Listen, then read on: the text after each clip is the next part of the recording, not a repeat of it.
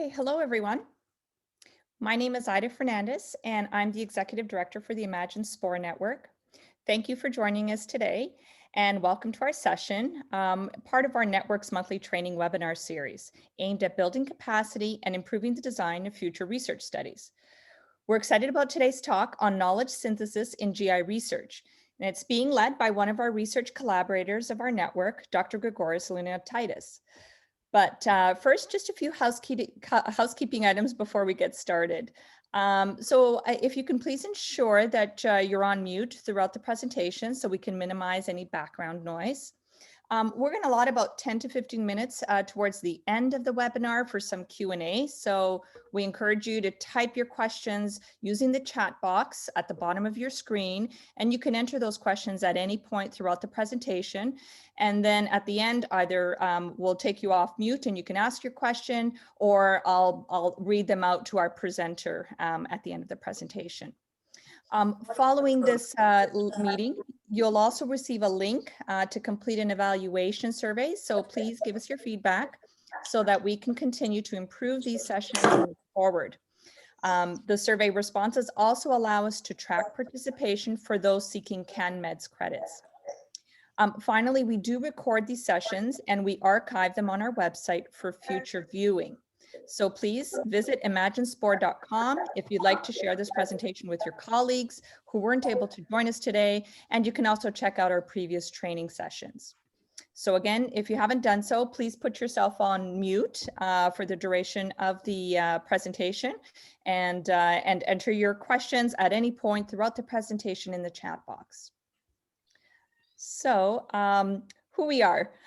Just a little bit of background about the Imagine Network.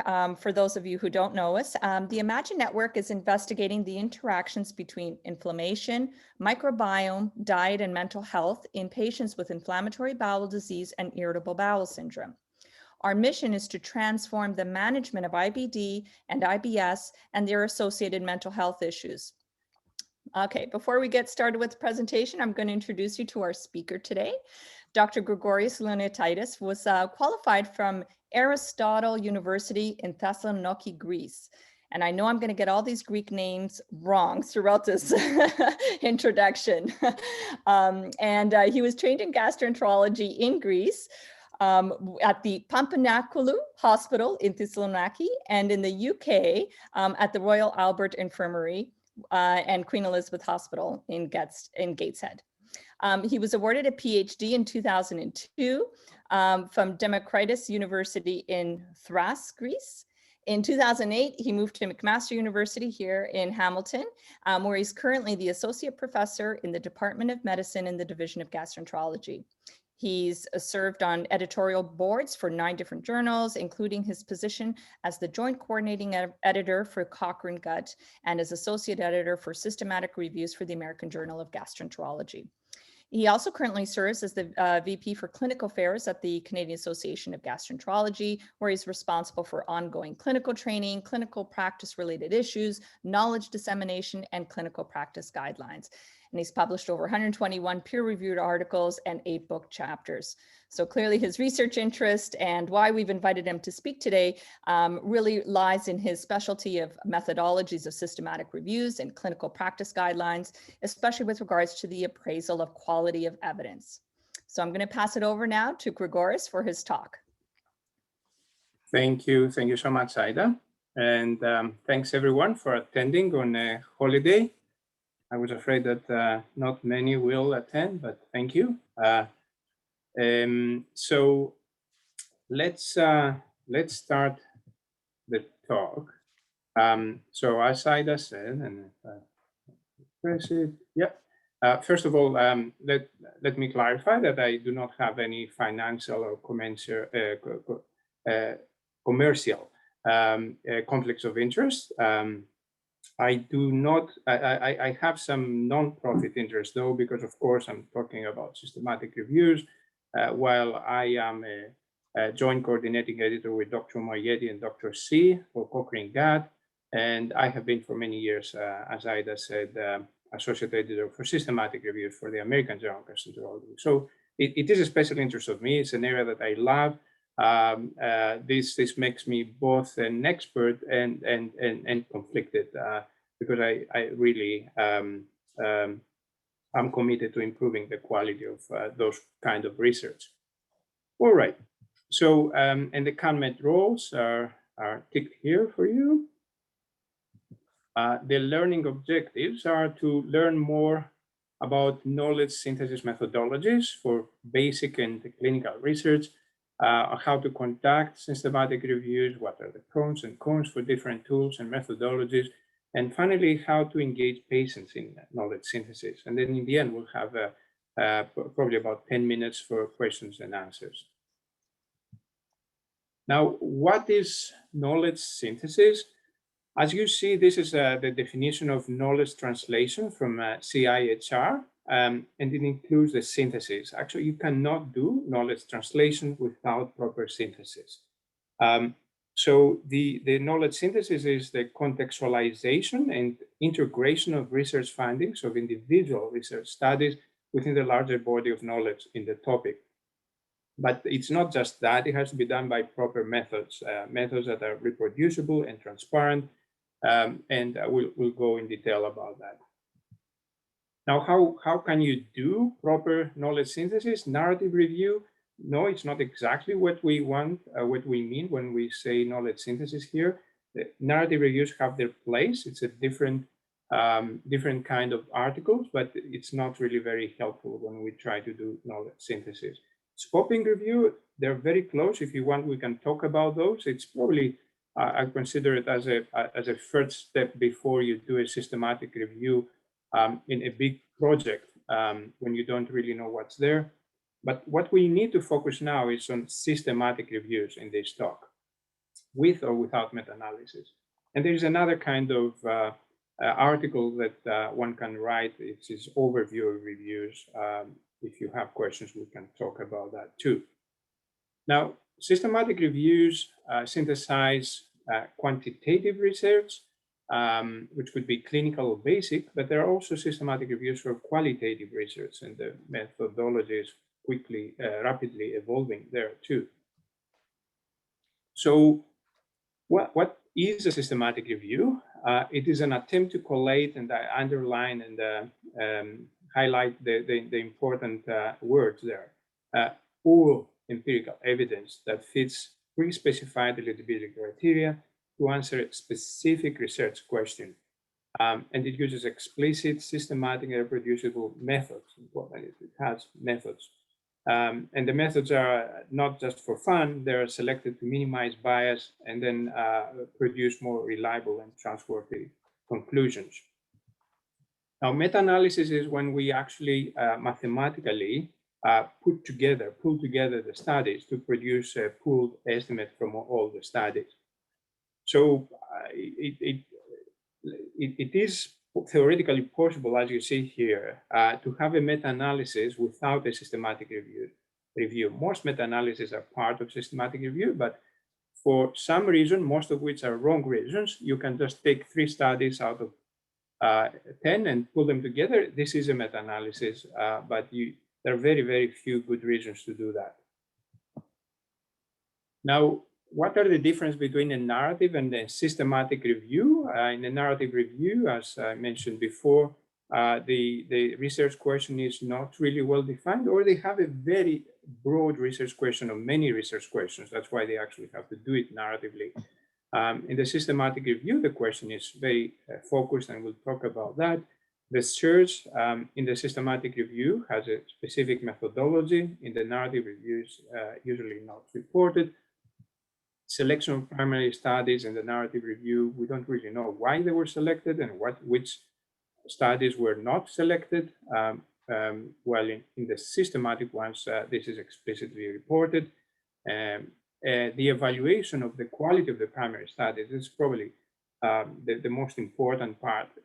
That in the narrative reviews, it's not systematically approached usually, but in the narrative. But in the systematic reviews, there are very specific methods to assess the risk of bias and the overall quality of the primary studies.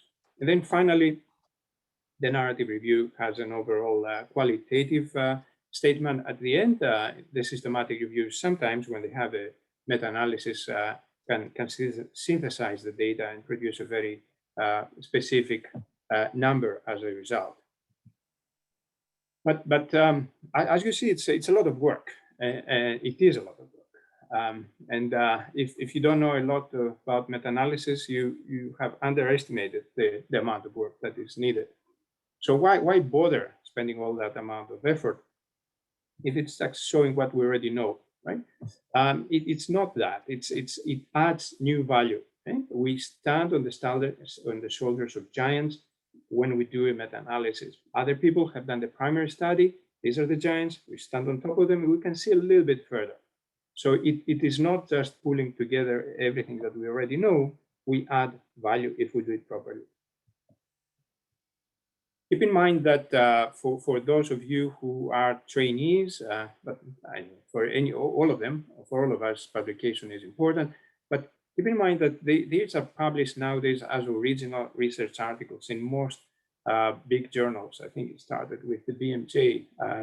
This one, the first journal that published systematic reviews as original articles and not in the review section.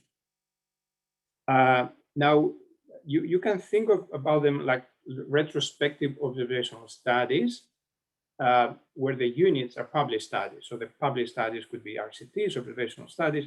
The meta-analysis, the systematic review and meta-analysis is an observational study of studies.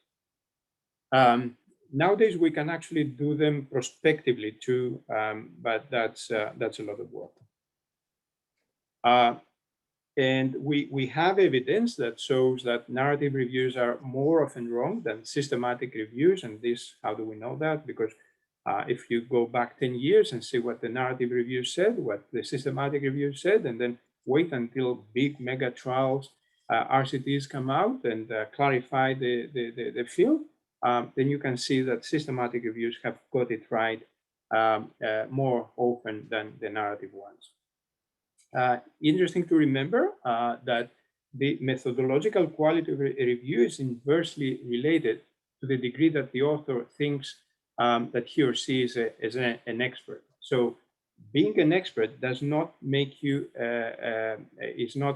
not only doesn't make you a good systematic reviewer, but actually makes you a bad systematic reviewer. So you have to safeguard the quality of the review from yourself. The more expert you become, the more dangerous this becomes. So you have to follow a very, very strict methodology to protect yourself from yourself. Now, there are different types of systematic reviews when we talk about clinical research. The systematic reviews of RCTs, randomized controlled trials, about how good the treatment is, what benefits, what harm. These are the easiest one for somebody to do if they're a starter. If you want to do your first systematic review, don't go to observational studies or deep diagnostic test accuracy or the other ones that I have there. RCTs are by far the easiest to do and the cleanest, and you know exactly what you need to do. The observational studies are 10 times more difficult. You might think, oh, come on, it's just cohort studies, right? How difficult can it be? It can be 10 times more difficult than the RCTs. Diagnostic tests, even more difficult. So for a starter, please start from RCTs. Don't do your first systematic review on observational studies. Now, systematic reviews appraise what's the benefit, right? They appraise all the evidence objectively with less bias.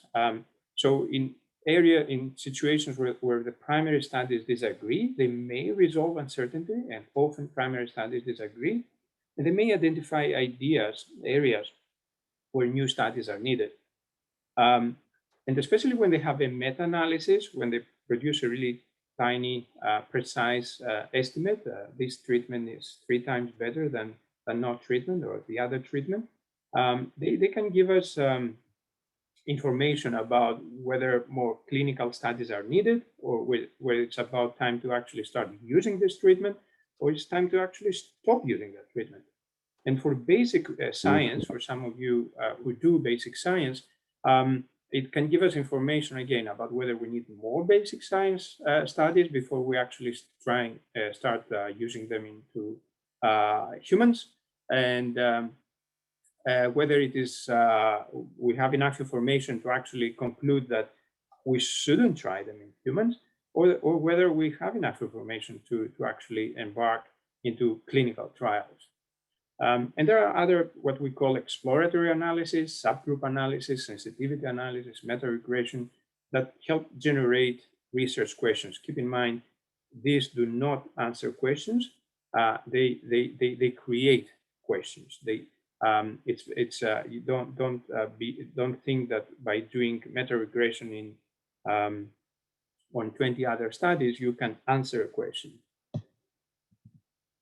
So what are the steps of a systematic review? Broadly, these are the ones. So first, we have to define the question. Second, we have to define the methods and register the protocol. I'll talk to you about that. Then we search for studies, then we apply the eligibility criteria, we collect the data, we assess the risk of bias in the studies, we analyze and present the results, and then we interpret the results and draw conclusions.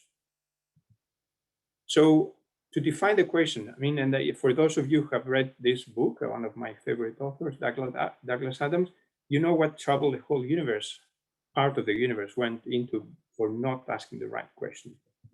So you have to ask the right question before you start doing anything else. And one way to make sure that you know what you're doing is to define the question with the Pico or Pico format. So population, intervention, comparator, outcomes, and time frame. And you can be as specific as you want. I mean, especially when you're brainstorming and discussing with your senior authors to define exactly when I say proton pump inhibitor here, do I mean any form or any dose or high dose only or any dose or IV or oral, right? And so on. And but as I said, you have to be specific, but you don't have to be narrow necessarily. It's a balancing act between lumping and splitting. At the extremes, you get into trouble. For example, you cannot have a broad question saying what's the efficacy or safety of cancer treatments in patients with cancer. I can produce a very narrow estimate, numerical, but it's completely meaningless because they're so heterogeneous, so different conditions, so many different treatments, right? So that's too wide, too broad. And then you can have a question, what's the efficacy of 4-week treatment with lansoprazole, 30 milligrams once daily versus placebo in symptomatic patients with LA grade B esophagitis? Well, it could be useful for a specific patient that you have there in front of you, but in reality is that it's better if you make it a little bit broader and probably do some subgroup analysis if you need. So these are important decisions that you have to make at the beginning. Then you have to define your methods, write your methods actually, and register your protocol. What study design you're involving there, RCTs, observational studies, diagnostic studies, and so on. You develop the search strategy, which is, that's a line here, but it is many days of hard work between you and, so you, when I say content expert and an information specialist, you may have to go through several iterations. Then you develop the eligibility criteria, ideally in a form, either Word or Excel. We use Excel in our team, for example, but there are some tools like Covidence that you have to pay for them, especially if you have to work with many authors spread throughout the whole world. Test the form in 2 or 3 papers because you never get it right in the first go. You develop the methods for risk of bias assessment, and I'll talk about that, for data synthesis and analysis, and then you publish the protocol. If it is a Cochrane review, Cochrane has a library to publish protocols after they're peer-reviewed.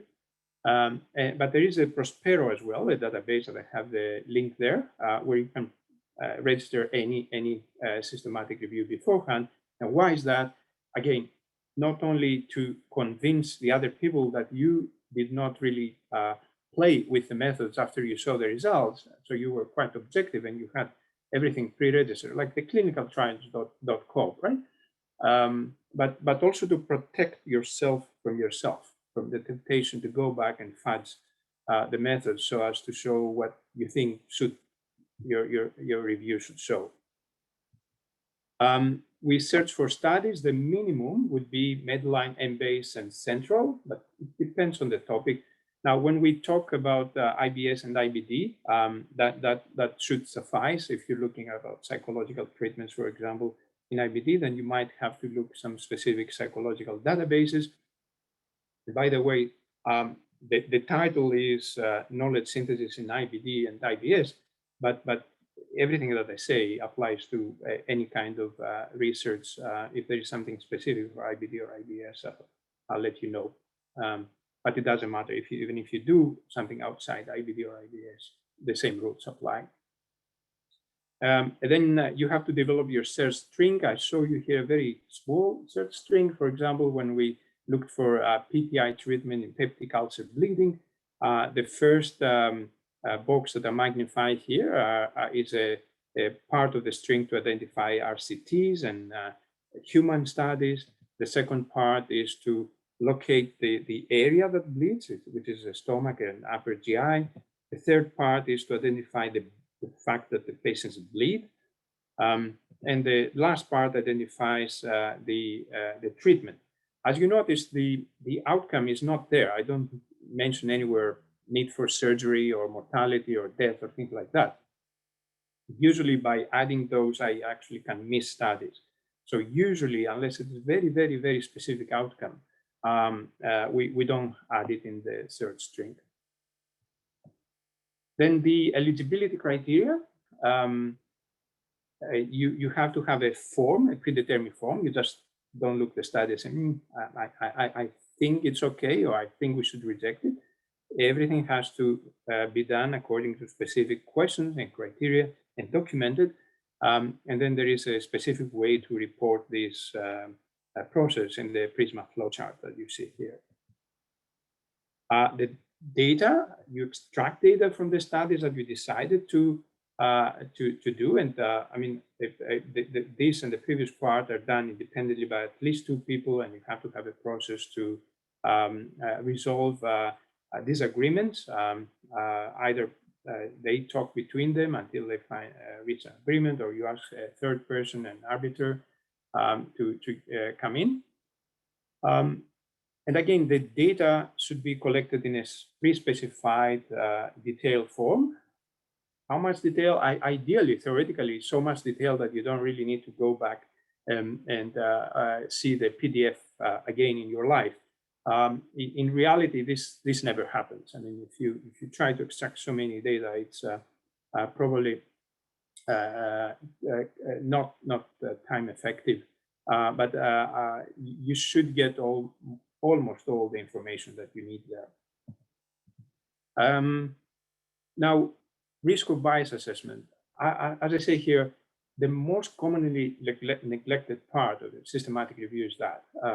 And outside Cochrane, in journals like the American Journal of Gastroenterology and other journals, by far the most common reason a manuscript is rejected is because they did not do risk of bias assessment, or they did it very sloppily, or by using completely obsolete tools. And they didn't really pay much attention, and they didn't, even if they did it, sometimes they don't really use it at all in interpreting the results and so on. This is the most important thing. Otherwise we could feed in the studies, the papers in a computer scanner, take out the results, put all the numbers together, and give us a pooled estimate. That's why we need humans there to make these judgments, which are difficult judgments about the risk of bias. Again, by 2 people, you have to use validated tools, and I'll give you some. Keep in mind that really older tools usually assess reporting quality, even if they say that they assess risk of bias and they're different than reporting quality tools. they assess intention. So if I say that it was double-blinded in my paper, even if one group used an IV drip and the other group used the pill, and of course everybody knew who used the drip and who the pill, because I said it is double-blind, then by the old tools, it would be considered a double-blind. So intention is not always enough. It's required, but it's not sufficient. And then, by all means, please don't use the Haddad scale or numerical scales, because there's nobody in the world nowadays that knows how much weight you should put on each of the domains in these tools. The best approach is to have an overall assessment. If in 1 out of 5 or 1 out of 10 domains, the study performs really poorly, and it actually makes you wonder whether it can affect the results substantially, then you just cannot trust the study, and then you say it's a high risk of bias. It's not how many times it fails. If it fails fatally in one domain, that's it. It's not a low risk of bias study anymore. I show you here the risk of bias tool by Cochrane for RCTs. Keep in mind that's the part, the version 1. There's a version 2 that's a little bit more complicated, but version 1 would be fine for you if you're studying now.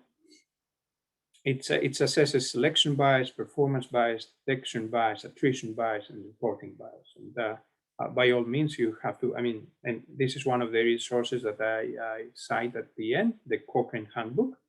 It's an amazing resource. It can answer almost any question that you can even imagine on systematic reviews.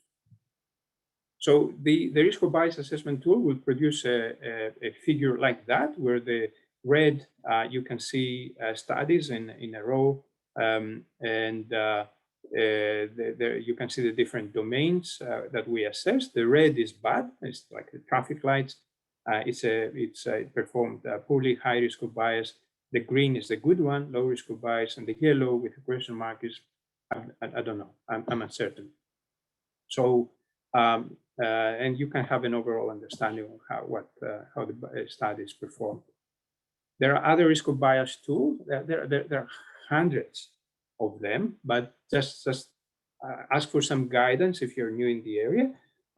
For any kind of studies, there are usually dozens or even hundreds for any type of study.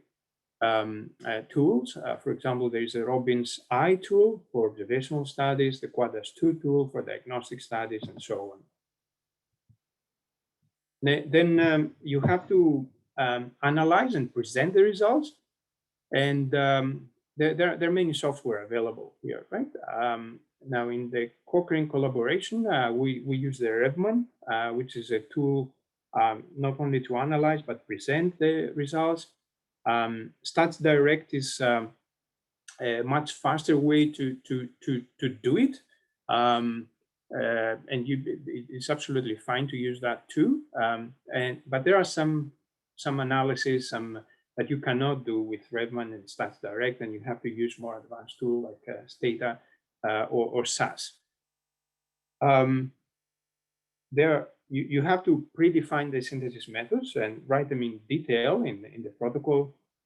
There are many decisions to be made here. So whether you assess the outcomes as continuous or dichotomous, is it, for example, in IBS, proportion of people who responded completely versus a scale that you use, and you measure this as a continuous outcome, for example. Which synthesis method you're going to use, and there are different statistical methods to use.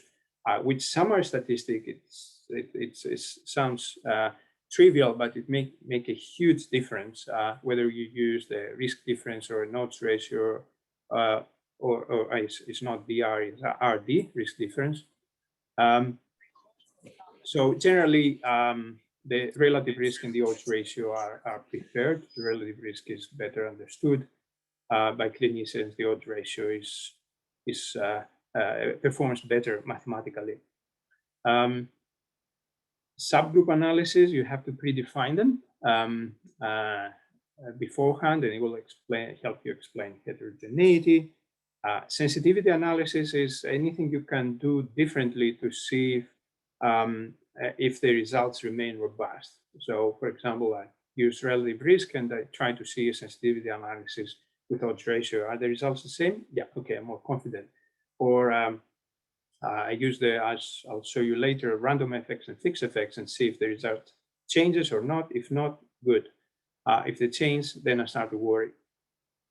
You have to assess the heterogeneity. I'll touch on that a little bit to assess publication bias. And then there is the ability to do meta-regression analysis, which it's quite advanced. Now, obviously, I have to run quickly through those. I mean, with Dr. Moayedi and Dr. C, we do, well, in the good old days, we used to do 3 days a workshop. Well, that would be an introduction. So 3 days would be an introduction to people who have already studied a little bit and want to start doing a review. So obviously in 45 minutes, I don't expect to teach you everything. I just want you to have an overall understanding of the whole process and some common traps. Now, if you don't already know, you probably know what's a forest plot. Not that, of course, but that's a forest plot. You can see the line of no effect, the red line in the middle. This is about from a systematic review, for example, on PPI treatment for peptic ulcer bleeding. And that's the red line. It's the line of no effect. For the odds ratio, it's 1. Anything, any results on that side favors PPI, and the result on that side favors the control. And we can see the diamond here is the pooled effect. You see how narrow it is, and it's the odds ratio that is produced when you pull all the studies. And you can see the studies, each individual study results are shown here as a line. This is the 95% confidence interval for individual results, and the middle of it is the point estimate. Now you can see it better here. Most software produce the central square in size that is related to the weight that it has in the meta-analysis. So for example, here you can see that most of the studies had a weight of less than 1 or less than 1%, but this study had 59, almost 60% weight in the meta-analysis. And it's a big discussion how the weight is assigned, but basically it depends on the size of the study, but even more on the number of events. So you see here, for example, the number of events were really much more in those who studied that had more weight. Now, heterogeneity. What is heterogeneity? Is the variability among the studies. We can have clinical heterogeneity, or even better, we can say clinical diversity, methodological diversity. And most people, when they say heterogeneity, they mean the statistical heterogeneity, which is the variation in the effect estimates beyond what we would expect by chance. And here comes the fixed versus random effects model. And I would ask you to talk to somebody who has experience in methodology if it's the first systematic review you're doing. But quickly you can see that in this forest plot that you see, where the studies are quite heterogeneous, you see there the confidence intervals don't completely overlap, although they almost. If you use a random effects model that you see here on the right, the confidence interval widens and then becomes non-significant. So it may make a huge difference if you use a random or fixed effect. But if there is no heterogeneity, like in this situation here, where the studies widely overlap between them, the confidence interval, the pooled effect is exactly the same, no matter which one of the two you use. So it's a big topic. I will not go into that. I just want to raise your attention on the fact that it's an important decision to make which effect model you use. Funnel plot, obviously it's not that, it is that. it is a very smart way to look for small study effects. We say it's for publication bias, but there are many other reasons for small studies being different than large studies. So the better term is small study effects. So what we do here is we pool all, we add these studies in the plot, where on the y-axis we have a measure of the size or the precision of the study.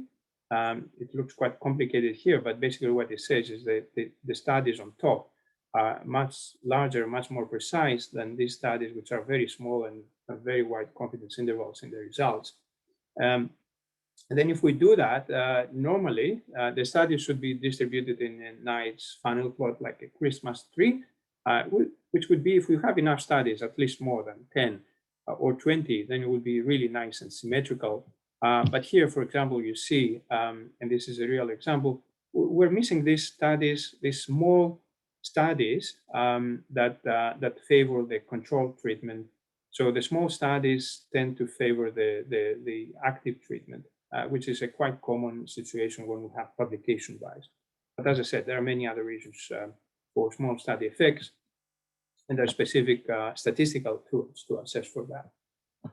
Now, subgroup analysis, they very important, but they could be very misleading. And I would ask you to go back, and you have access to these slides, and see what questions you can ask about whether you should believe subgroup analysis in systematic review and in RCT as well. And then we come to the most difficult part. I mean, people think, okay, now I'm done. Right? I pulled all the studies together. I produce a nice estimate, relative risk 0.7 with confidence interval from this to that. Perfect, I'm done. This is the most important part. You're almost at the end, but it's the last mile of the marathon, right? So I know you're tired. I know you want to finish it and publish it, but please spend enough time to do it properly. The best way to do it properly is to actually predefine that you're going to use grade. And grade is a way to rate quality or certainty of the evidence, both in guidelines and systematic reviews. There are slight differences between guidelines and systematic reviews, but the main concepts are the same. So I would strongly encourage you to look into grade. Not only would be a better review, but it would be better published as well. It always looks nice to the editor when they see that the authors made the extra step to assess the quality of evidence with grade. And don't be disappointed if the quality or certainty, I would suggest that you use the word certainty of evidence, not quality of evidence, because it has better implications, especially when it is low. And don't be disappointed if it is of low certainty. It's the common situation. And you see here when we have high quality or high certainty of evidence, it basically means that further research is unlikely to change anything. And it's almost unethical to do more research on that topic. Very rarely we have this situation, right? And very low quality, anything can change. So tomorrow a big study is published somewhere, and everything we know is reversed. We thought it worked, actually it harms. That's the situation where we actually, anything can change tomorrow morning. Very briefly, and there are webinars on how to understand grade. The certainty of evidence for RCTs starts as high, but then you see here on the right the 5 regions, 5 domains that have to be assessed, and based on which we can rate the certainty of evidence down. For each one, it can be rated by 1 or 2 levels, so you can understand it's not difficult to reach the very bottom and then it stops there. It's not difficult to do that. For the observational studies, and by that I mean cohort and case control studies, the same ordeal has to apply for the studies. So we assess them for these 5 reasons, and we may rate them down or not. If they survive that ordeal and they're not rated down, then we might consider rating them up for 3 regions, which is very rare to apply, but sometimes it does. Case series start as low and get stuck there. They cannot move up. Again, this is a whole several days seminar, but just an introduction so that you may go and look it up further. Then the team. It's very important to have the right team. You cannot, first of all, you cannot do a systematic review alone. If you submit it somewhere, it will be rejected automatically because, as I said, first of all, most of the steps have to be done by 2 or 3 people. So you have to have technical expertise there. So you have to have some information scientists, some methodologists, at least one person who has done that before properly. You have to have content expertise. So it could be healthcare professionals, scientists, could be patients, consumers, policymakers, somebody who has expertise in that specific area. You have to have somebody to organize it, management, coordinating, organize meetings, and so on. And I mean, of course, there could be some people who have more than one roles, but you have to have at least one person in each of those roles. And then you have to have knowledge users, the decision makers, who could be, again, practitioners, educators, it could be patients, patient groups, and so on. And then we go, and then keep in mind, that's very important. We have to include people with expertise, but we have to minimize conflicts of interest. And in Cochrane is very, very important now. Only 1/3 of people can have conflicts. Outside Cochrane is not that important yet, but it is becoming. So keep in mind, you cannot have 100% of people involved really deeply conflicted with financial conflicts with for example, pharma companies that produce this specific result that you are talking about. So have some unconflicted people as well, as many as possible. Now, how to engage patients, and that's really, really important. So if you are an author planning to do a systematic review, you have to, at the planning session, you have to consider these questions. Is this a question that matters to patient cares and with outcomes that are important for them? And basically, if it doesn't matter, perhaps you shouldn't be doing it at all. There are very, very few questions that do not matter, clinical questions. Could be some basic research questions that they may not, they matter indirectly, but generally keep asking always if it matters to patients. And then how can you involve patients or public there? And oops, something.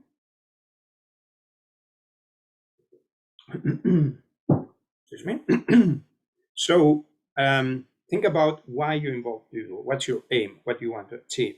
Who are you going to involve? When are you going to involve them? What level of control you give them? And how you involve them? Your resources also make a big difference because you may have to spend extra time or resources and time and money, but basically time to support patients and public involvement.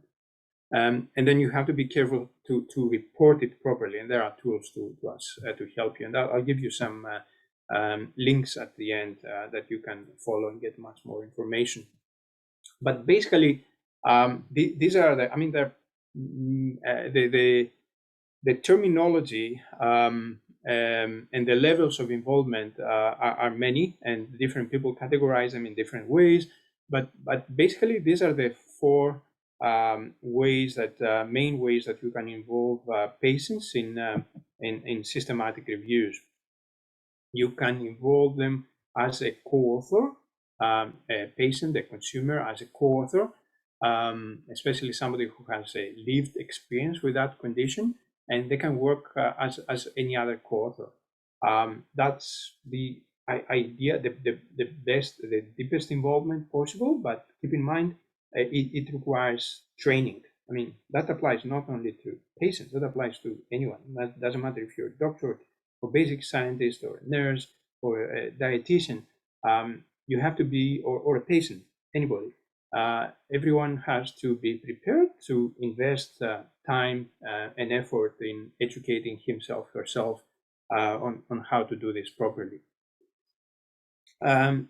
And another way would be to involve patients, consumers as an advisory group that would advise, but are not really directly involved. They're not patient. They're not co-authors. You can involve them specifically to select and prioritize outcomes, which is a very, very important question. Usually the outcomes that healthcare professionals think they are important, they are not really the ones that patients care about.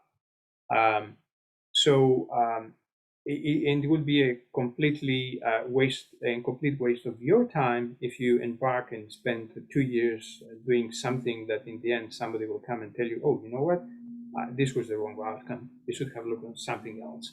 That doesn't really matter that much. And then there is a top and tail approach, as it is called, where you involve the consumer both at the beginning of the review to plan the question, the protocol, define the outcomes, and at the final stages to ask them, all right, now finish everything, have a look at it, help me interpret the results, and then help me in the dissemination. As I said, there are numerous models, numerous ways to assess how patients and consumers are involved. But you have to know exactly what you're doing. It's not good enough to say, I will involve patients. How you're going to involve them is important, and there's a lot of guidance lately. So here we come to the guidance. These are resources. As I said, if you go to Cochrane training, you will find a wealth of resources there. There's the Cochrane handbook where you can go and search and read specific chapters, and then read, if you want, the references noted in those chapters. You can have online modules that are interactive, but not live really. That you have live webinars, and you have full courses, 2 or 3 day courses, not in person nowadays, but we actually started doing them or through Zoom as well.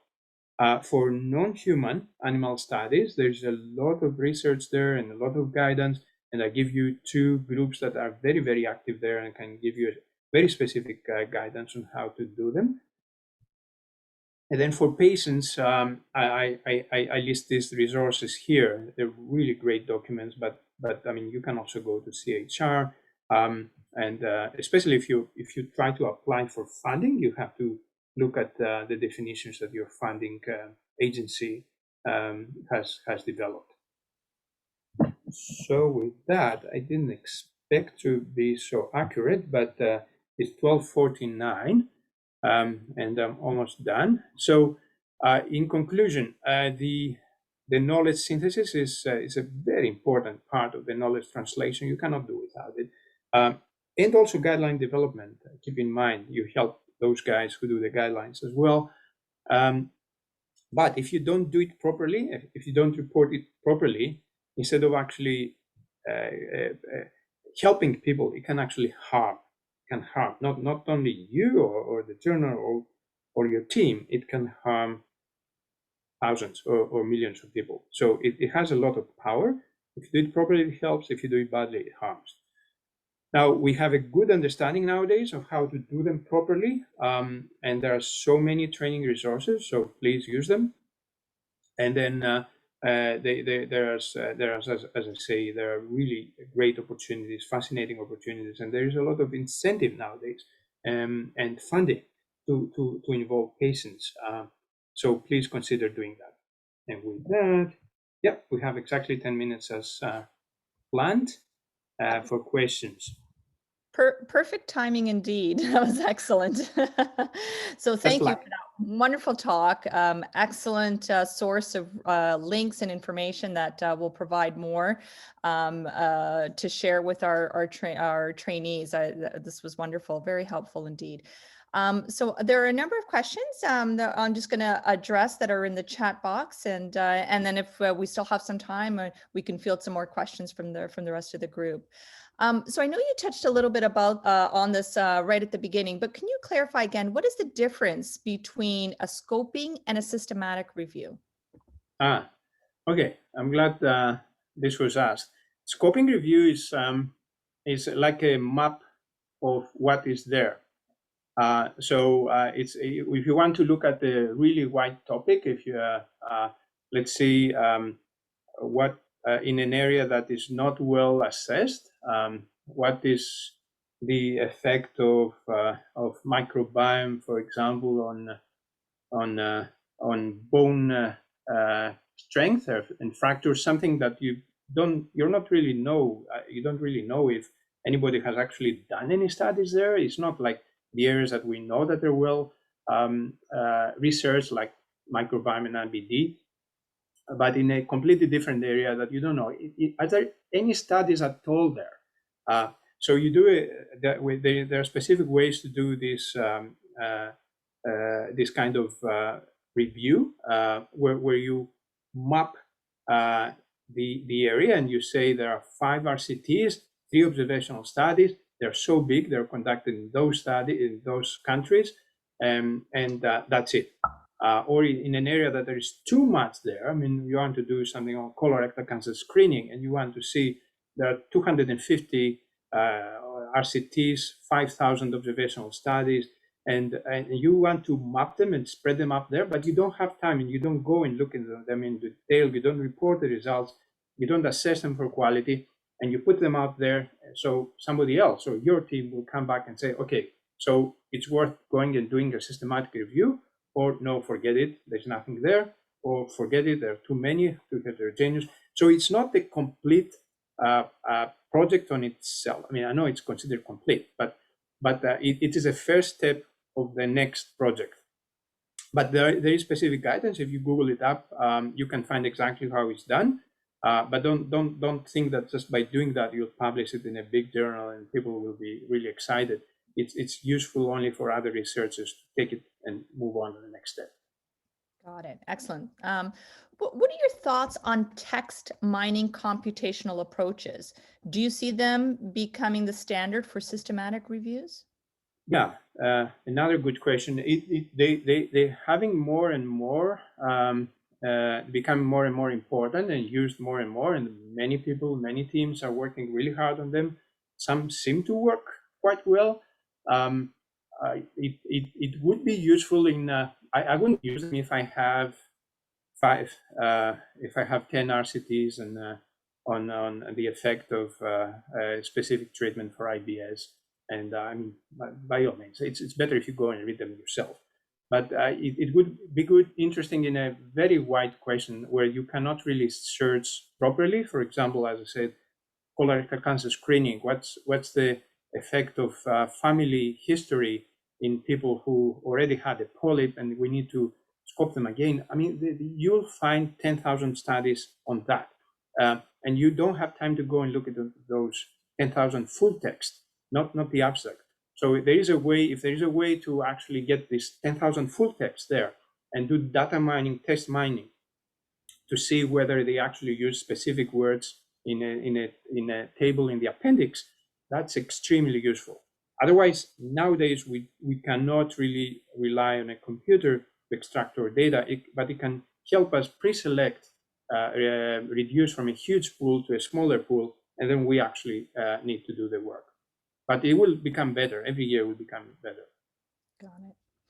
So in large studies with multiple researchers collecting data, how should the data collection be confirmed? Yeah, ideally you should have, the best way is to do it by 2 people. 2 or 3 people do the data extraction independently. I mean, in very important topics where sometimes we actually have done it by 3 people, but the standard is 2. If you have more people get involved, it's not always good. So it will become confusing because you lose consistency, you lose the training and the validation that you do between those two people. You would do it only if you have a huge number of papers. If you have 500 papers that you have to do the data extraction from, then you cannot do it by two people because you're really in a rush, right? You cannot wait 5 years to do that. Then you have to involve many, but you have to have some meetings, some Zoom meetings. You have to meet after each one that did 2 or 3 studies, meet together, see what they have problems. So it becomes much more complicated, and you have to use tools then like Covidence, otherwise it gets very confusing. But my advice would be, if you have 5 or 10 studies, you expect to have 5 or 10 studies, have a small team of people who do the actual work. The more you expand it, the more you lose control. Got it. What are some of the advantages and disadvantages of doing a network meta-analysis? All right, let's talk for about a week now. You got 2 minutes. Yeah. No, it's a very good question. Network meta-analysis is a fantastic tool that actually says if I am shorter than the guy next to me, and this guy is taller than me, so that guy is taller than the other guy. You don't have to compare them directly. So you compare studies through their common comparator. It's a great idea. It helps a lot. The methodology is much more complicated. Don't try to do it if you haven't done at least 20 of the standard ones. But keep in mind, most of the network meta-analyses that are out there are invalid because there is a concept of transitivity. So you cannot really compare things that do not have common comparators. People came out and they compare anything in every area under the sun. They do network meta-analysis. Most of them are not unreliable, but if you do them properly, they provide new information. Okay, so a couple more questions here. Are there common pitfalls to be aware of when developing a Pico question? Say that again, sure. Common pitfalls to be aware of when developing a Pico question? Yeah, well, I mean, there are many. The main one is, how wide is your question? How wide or narrow is your question? And as I said, the policymakers usually want them to be wide. They will ask you to make them as wide as possible because it's more convenient for them. Researchers and physicians usually want them narrow. Patients want them narrow too. About my condition specifically. So it's a balancing act to do it. That's the most important thing. You have to do a lot of brainstorming. Don't expect to finish your Pico question in one evening. Devote a lot of time and discussion between your team to make it proper. Great. So for some topics, previously published SRMAs exist, but may have issues. For example, they were done 4 to 5 years ago, or they have few studies at the time. So quality of the SRMA is questionable or missing certain components. How would you formulate whether a topic or question should benefit from an updated SRMA? Good question, and it's always a little bit of a there's always a risk, right? In the areas where it is obvious that there is a need for update, somebody else has taught it too. So there is always a chance, but that somebody has finished it before you actually finish it. If it is not obvious that there is a benefit, an incremental value by updating a badly done or a meta-analysis where there are a couple of nice additional studies being published, but you're not sure, then the same thoughts will be in the head of the editor as well. The editor will not be sure. I'm not really sure. Yeah, let's wait a couple more years, and then it's wasted. So it's you have to discuss it with somebody who is experienced in that area, content expert, and ideally ask somebody, excuse me, with editorial experience as well. to tell you if it's worth investing. It's a lot of time, right? You don't do it quickly. You invest all the time. You don't want it to be wasted. Ask somebody to actually advise you on that. And when you write it, explain why. You have to convince the reader and the editor, first of all, that there is incremental value because of that and that reason. Just give it there. They might say, well, there's another one published 2 years ago, forget it. Yeah, great. And I think just our final question as we're approaching past the 1 o'clock time here. What's your recommendation for somebody who wants to do a Cochrane review? What should be their first step in getting that going? Yeah, to contact an author team. I mean, we here with Dr. Moyedi and Dr. C run the GUT group, which basically is the upper GI, pancreas, and IBD, which covers the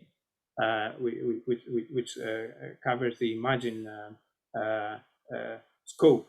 But there are about 63 or so Cochrane reviews, and you can choose the one that you are interested in. Contact them with a proposal for a title. Some of them have some titles that they are desperate to have some teams to work with, and sometimes if you contact them, if they don't have it on their website, like us, we may have a title that we really need to update and we don't have a team to. So the first step would be to send an email to the managing editor of the relevant Cochrane group to ask for titles. If you have a title in your head, there is a title registration form. Fill up this form and submit it to that managing editor. Excellent. So again, very nice talk. Thank you so much, Gregorius. That was wonderful. Thank you to all our participants that joined us today, and to our sponsors and partners who support the Imagine Network and our activities. So have a great day, and thank you, and hope you can join us for next time for our monthly webinar series. Take care. Thank you. Bye.